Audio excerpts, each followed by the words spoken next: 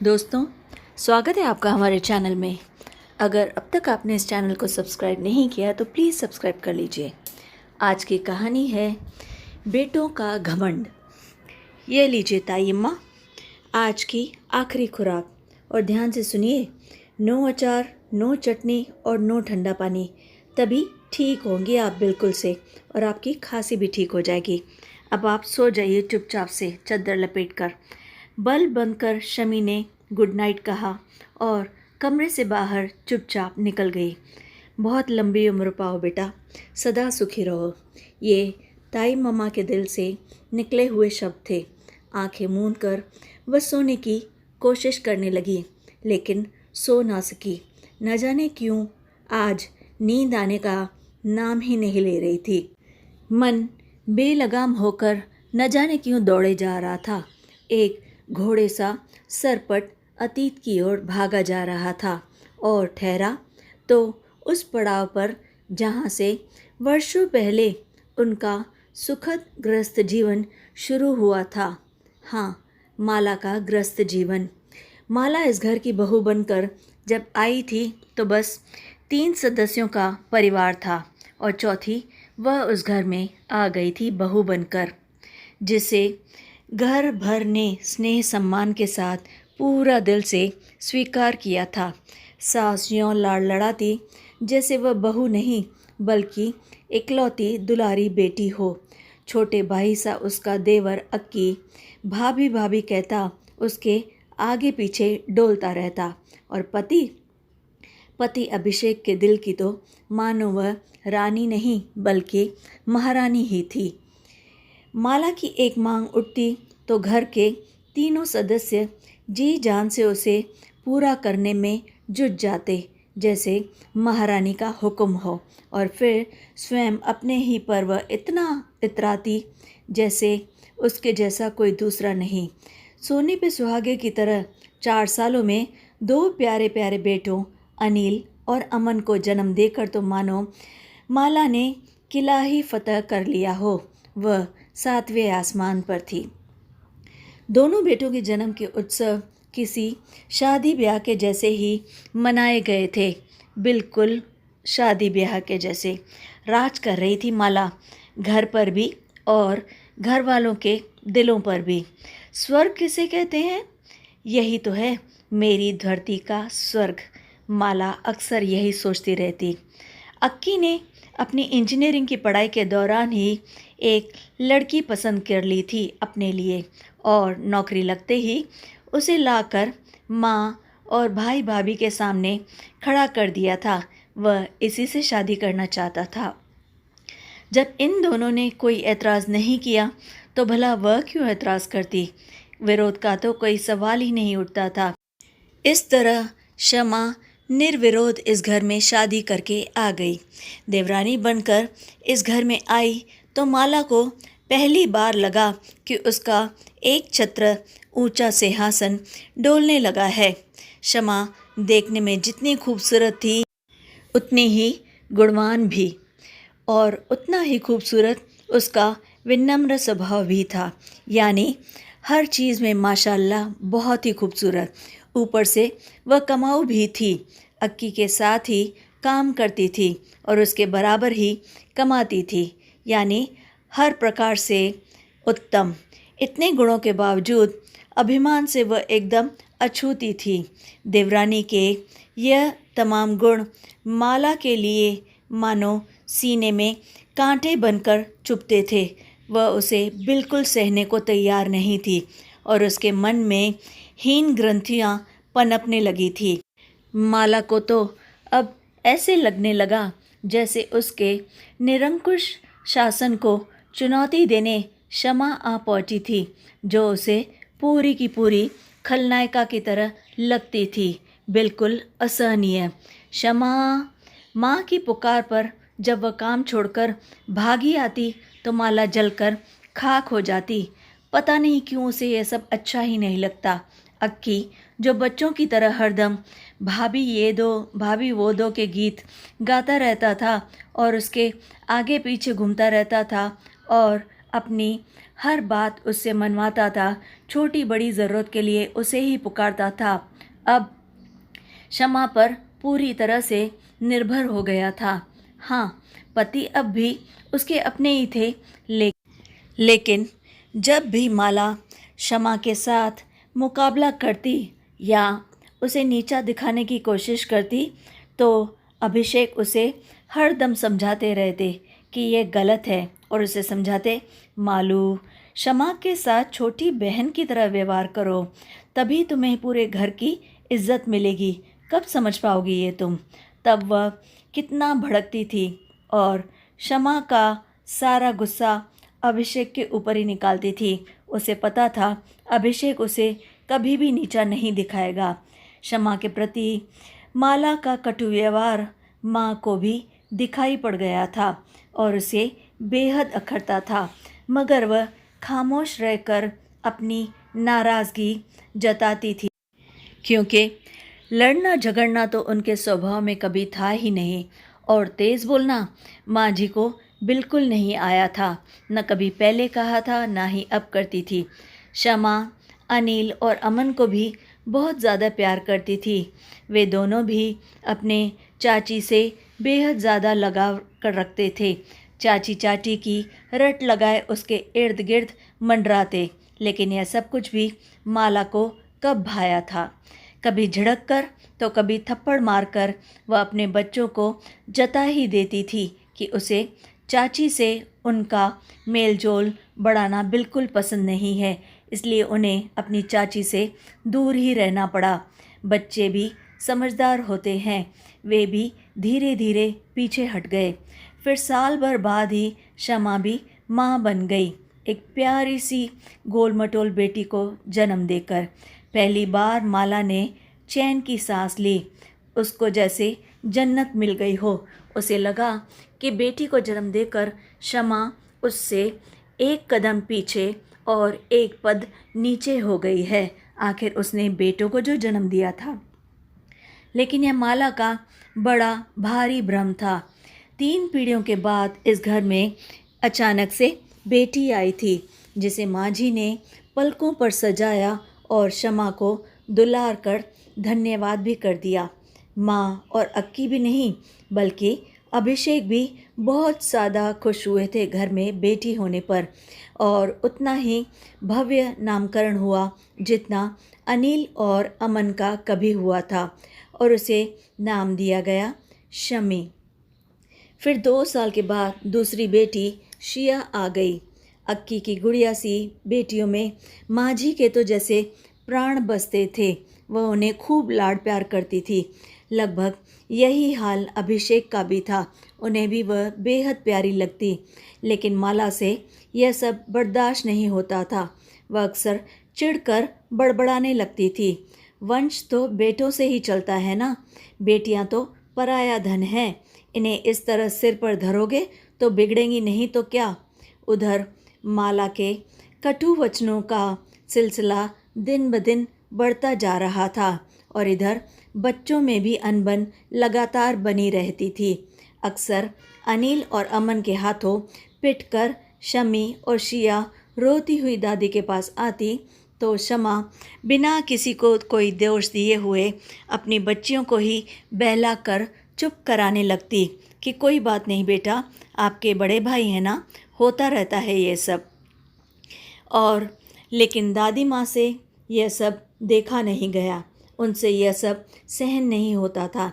आखिर एक दिन तंग आकर उन्होंने स्पष्ट घोषणा कर दी, बस बहुत हो गया, अब समय आ गया है कि तुम दोनों भाइयों को अपने अपने हिस्से की जिम्मेदारी लेनी होगी। अपने जीते जी मैं तुम दोनों को अलग कर दूं, नहीं तो किसी दिन किसी एक बच्ची का सिर फूटा होगा यहाँ पर। मैं ये सब नहीं देख सकती। माँ का फैसला मानो पत्थर की लकीर था और घर 2 बराबर हिस्सों में बंट गया। माँ ने साफ शब्दों में माला से कह दिया, माला बेटा, तुम बड़ी बहू हो, तुम अपनी गृहस्थी खुद संभालो। मैं अक्की के पास रहूँगी क्योंकि वह छोटा है। शमा नौकरी पर भी जाती है और उसकी बच्चियाँ भी अभी बहुत छोटी हैं, उन्हें मेरी ज़रूरत है। इसलिए मैं उनके साथ रहूँगी। हाँ, तुम्हें भी अगर कभी कोई मेरी ज़रूरत हो तो मुझे बुला लेना, मैं खुशी खुशी आ जाऊँगी तुम्हारा काम करने। और यह कहकर माँ अक्की और शमा के साथ हो गई। माला स्वतंत्र गृहस्थी पाकर जैसे 7वें आसमान पर पहुंच गई। वह बहुत ज़्यादा खुश थी, लेकिन हर समय बड़बड़ाना उसकी आदत में जैसे शुमार हो चुका था। अतः जब जब उच्च स्वर में सुनाती, अरे कर लो अपनी बेटियों पर नाज, उनके ब्याह के समय तो मेरे बेटों के पास ही आना पड़ेगा, ब्याह के समय तो भाइयों के नेक पूरे करवाने के लिए मेरे बेटों को ही बुलाने आओगी, तब देखती हूँ कहाँ जाते हो तुम लोग। या फिर कहती, बेटे के बिना तो गति भी नहीं होती है, बेटा ही तो चिता को आग देता है, खुश हो लो अभी, बाद में दौड़े दौड़े आना मेरे पास। माला की इन हरकतों की वजह से माझी ने तो जैसे उसके साथ बातचीत ही बंद कर दी थी। उसे अब फूटी आँख नहीं सुहाती थी। शमा ने भी पलटकर कभी भी अपने जेठानी को जवाब नहीं दिया था। वह अपनी मर्यादा में रहती थी और ना ही कभी झगड़ा किया। अपनी इसी विनम्रता के कारण तो वह सास और पति के मन में हमेशा से बसी थी। अभिषेक भी उसकी सराहना करते नहीं थकते थे। जीवन के बही खाते से एक एक साल घटता गया और एक एक जुड़ता गया। एक ही घर के 2 हिस्सों में बच्चे पल बढ़ रहे थे।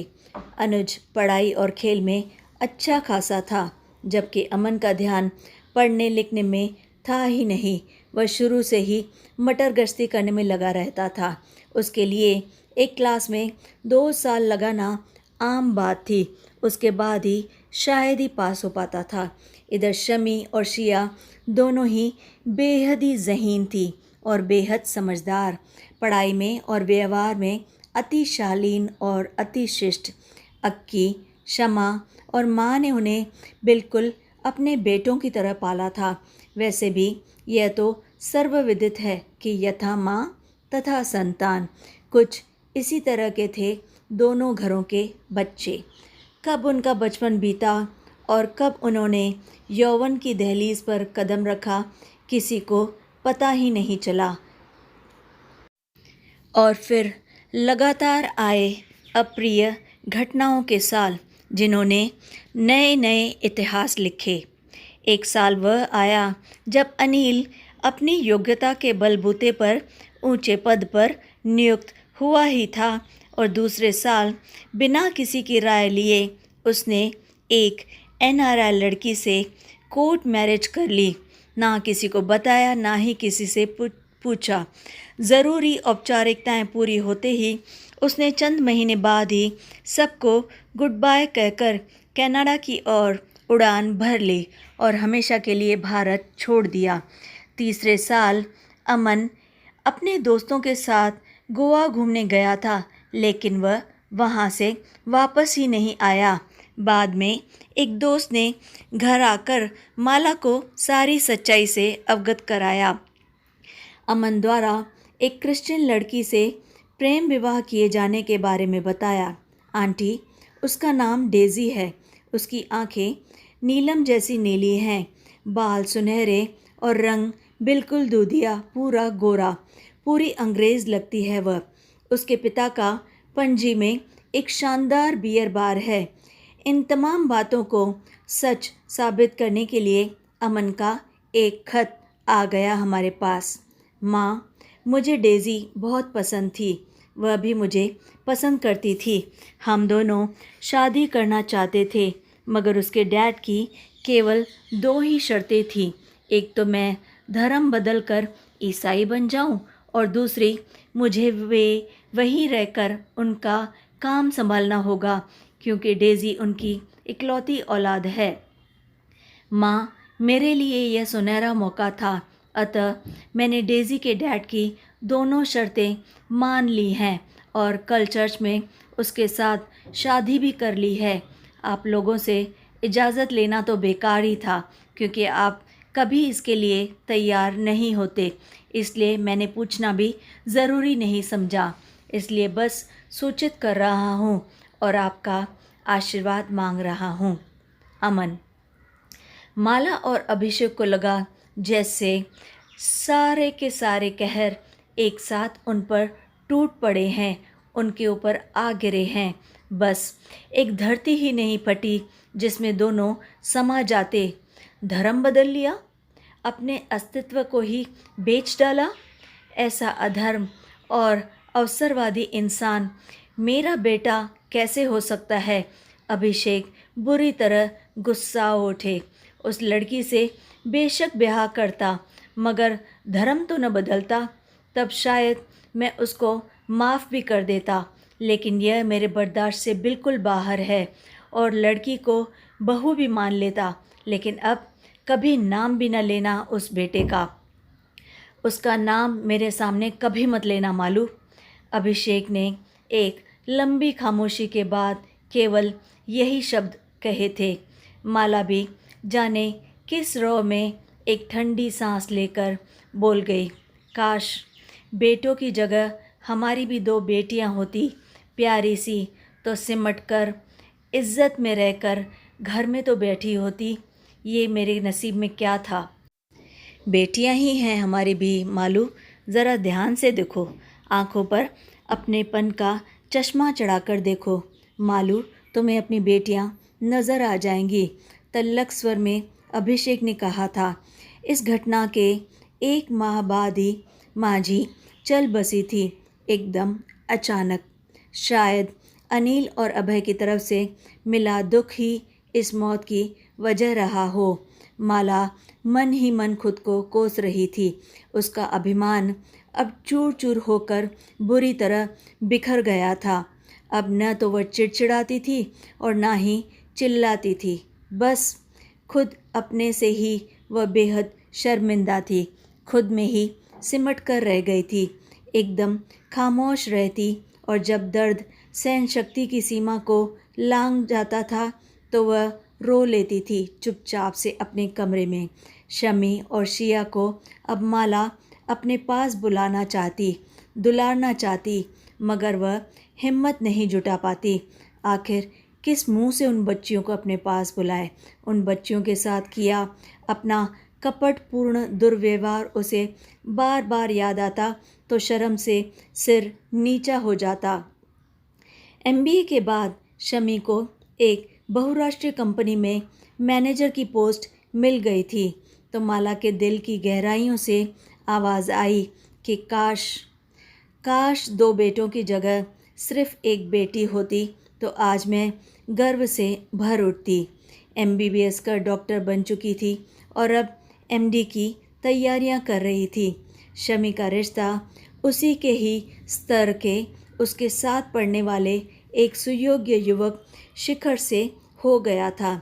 शमी की केवल एक ही शर्त थी कि अगर वह शादी करेगी तो बिना दान दहेज के ब्याह करेगी, वरना नहीं करेगी। और शिखर को यह शर्त पूरी तरह से मंजूर थी। ब्याह तो हो गया और कन्यादान माला और अभिषेक के हाथों कराया गया। माला अपने दिल की गहराइयों से कृतज्ञ थी शमा की। कम से कम एक संतान को ब्याह का सुख सौभाग्य तो शमा ने उसके सूने आंचल में डाल ही दिया। शमी की विदाई के बाद तो अभिषेक जैसे बिल्कुल खामोश ही हो गए थे। बोलते तो वह पहले भी कुछ ज़्यादा नहीं थे, लेकिन अब उनका दिल उन्हें कचोटने लगा। बस अब ज़रूरत भर की बात के लिए कि ही मुंह खोलते थे। उम्र के साथ साथ शायद उनका गम भी बढ़ता जा रहा था। एकाकीपन उन्हें खाता जा रहा था। गम बेटों के बिछोह का नहीं, उनके कपटपूर्ण चालाकियों का था। कैसे उसके कन्नी काट कर चले गए थे। उनके दिल का सबसे बड़ा दर्द था अमन का धर्म परिवर्तन, जिसे वे भुलाए नहीं भूल रहे थे। कई बार वह सपने में बड़बड़ाते, कभी माफ़ नहीं करूँगा उस नीच को, मेरी चिता को भी हाथ न लगाने देना उसको मालूम, कभी नहीं। कहते हैं ना, इंसान 2 तरह से मरता है, एक तो सांसें थम जाने पर और दूसरा जीते जी पल पल मर कर। यह दूसरी मौत पहली मौत से भी ज़्यादा तकलीफ़ देह होती है, क्योंकि ज़िंदगी की हसरतें और जीने की इच्छा ही मर जाती है, लेकिन एहसास तो जीवित रहते हैं ना।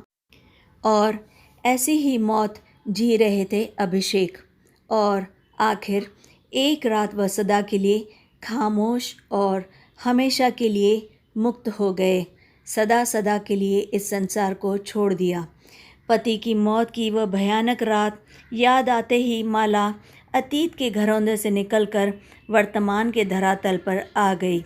उसे अच्छी तरह से वह रात याद है जब दोनों एक साथ ही एक ही पलंग पर सोए थे, लेकिन सुबह वह अकेली उठी थी, केवल अकेली, और वह हमेशा के लिए सो गए। कैसी अजीब बात थी उस शांत निद्रा में कि रात खुद चलकर गए बिस्तर पर, लेकिन सुबह को किसी और ने उतारकर नीचे धरती पर लिटाया। भगवान ने भी उसके साथ नाइंसाफ़ी की। इस तरह काल का प्रवाह अपने साथ उसके जीवन के उस आखिरी तिनके को भी बहाकर ले गया था, जिसके सहारे उसे इस संसार सागर से पार उतरना था। अक्की ने बाद में बहुत जोर दिया कि अनुज तो विदेश में है, लेकिन अमन को ही बुला लिया जाए। लेकिन पति की इच्छाओं का मान करते हुए माला ने उनसे साफ मना कर दिया कि वह अमन को बिल्कुल नहीं बुलाएगी। किसी भी बेटे को खबर तक नहीं करने दी। अक्की ने ही भाई का दाह संस्कार किया था। कैसी सोने सी अयोध्या नगरी थी उनकी, जिसमें वह ब्याह कर आई थी, और अपनी ईर्ष्या व द्वेष की आग में जलकर पूरे घर को उसने जैसे लंका बना डाला था अपनी ईर्ष्या के लिए। बेटे बाद में बारी बारी से आए, पर उनका आना और जाना एकदम औपचारिक था। न उनका पहले कभी अपने पिता से कोई मतलब था, और ना ही अब यह जीवित माँ से। जैसे आए थे वैसे वापस चले गए। माला भी बेटों के लिए वितरागी ही बनी रही। फिर तो वह अध्याय भी सदा के लिए बंद हो गया। शमी, शिखर, शिया और शमा चारों एक साथ आए और ज़िद पकड़कर बैठ गए। ताई मम्मा, आप यह भूल जाएं कि हम आपको यहाँ अकेले छोड़ेंगे। आपको अब हमारे साथ रहना होगा, हमारे ही पास। उठिए ताई मम्मा। बच्चों के प्यार के आगे आखिर माला हार गई, और वह एक आंगन से दूसरे आंगन में चली आई। उसे याद आया शमी के ब्याह के लिए, जब शमा उसके लिए अपनी ही जैसी सुंदर और महंगी साड़ी लाई थी, और शमी ने उसे खूबसूरती से तैयार किया था। कितनी खुश हो गई थी, जैसे दिल में ठंडक पड़ गई हो। तब वह हुलस कर उठी थी। देखा अभिषेक, कितनी प्यारी बच्चियां हैं, और एक हमारे पूत हैं। काश। और एक निश्वास लेकर माला ने फिर यादों का सूत्र थाम लिया। यह क्षतिपूर्ति थी अपने दुष्कर्मों की। बच्चियों के प्रति प्यार था, या उनके मधुर व्यवहार का पुरस्कार कि एक दिन माला ने अपने वकील को बुलवाया और बाकी का काम पूरा कर लिया।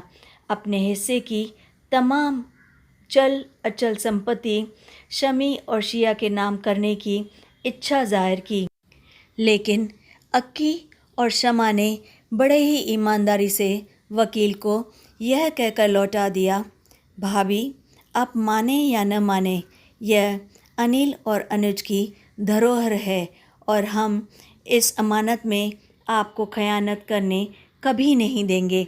हम इस बात पे आपसे कभी भी राज़ी नहीं होंगे।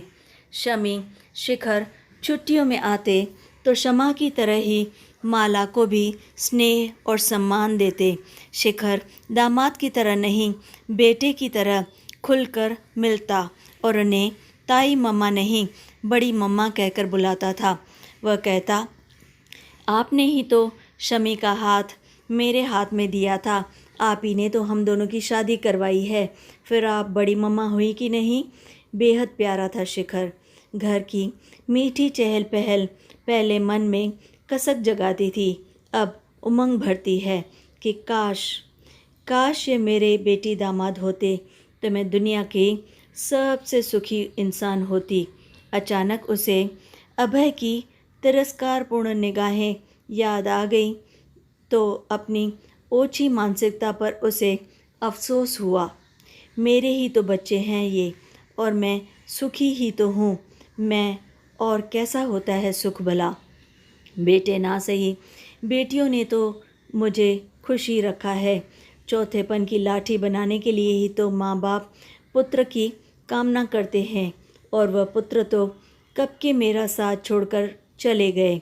मेरे पति की मृत्यु का कारण भी बने, और ये फूल सी बच्चियाँ कैसे मेरे आगे पीछे डोलती रहती हैं। यह सुख नहीं तो और क्या है भला। यही सुख तो भगवान से हर कोई मांगता रहता है। यही सुख भी है और स्वर्ग भी। सहसा माला के मन में यह ख्याल खलबली मचाए हुए था कि बेईमान सासों का भला क्या भरोसा, न जाने कब थम जाए, और हो सकता है उसकी इसी रात का कभी कोई सवेरा न हो। अभिषेक के साथ भी तो ऐसा ही हुआ था। इसलिए उसने झटपट अपने मन में कोई निर्णय ले लिया। अपनी एक खास इच्छा को आकार देने के लिए कागज़ कलम लेकर माला ने लिखना शुरू किया। मेरी संतान, मेरी 2 बेटियां शमी और शिया ही हैं, और यह मेरी हार्दिक इच्छा है कि मेरी मृत्यु के बाद मेरे शरीर को आग मेरी बड़ी बेटी शमी और दामाद शिखर देंगे। यदि किसी वजह से वह मौजूद ना हो तो यह हक मेरी छोटी बेटी शिया भारद्वाज को दिया जाए। मेरे घर, जेवर, बैंक के पैसे और शेष संपत्ति पर शमी और शिया का बराबर अधिकार होगा। मैं माला भारद्वाज अपने पूरे होशो हवास में बिना किसी दबाव के यह घोषणा कर रही हूँ ताकि सनद रहे। अब काश शब्द को वह अपनी बाकी की बची हुई ज़िंदगी में कभी अपनी ज़बान पर आने ही नहीं देगी। यह निश्चय कर माला ने चैन की सांस ली और पत्र को लिफाफे में यह सोचकर बंद करने लगी कि सुबह यह पत्र मैं अक्की के हवाले कर दूंगी, फिर मैं चैन से मर सकूंगी। पत्र को तकिए के नीचे रखकर माला सोने की कोशिश करने लगी। अब उसका मन बिल्कुल शांत था और फूलों जैसा हल्का भी।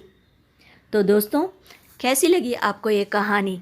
अगर अच्छी लगे तो लाइक और शेयर ज़रूर कीजिए, और कमेंट्स में हमें ज़रूर बताएं कि आपको यह कहानी कैसी लगी, और याद से हमारे चैनल को सब्सक्राइब भी कर लीजिए। तब फिर लाइक, शेयर एंड सब्सक्राइब।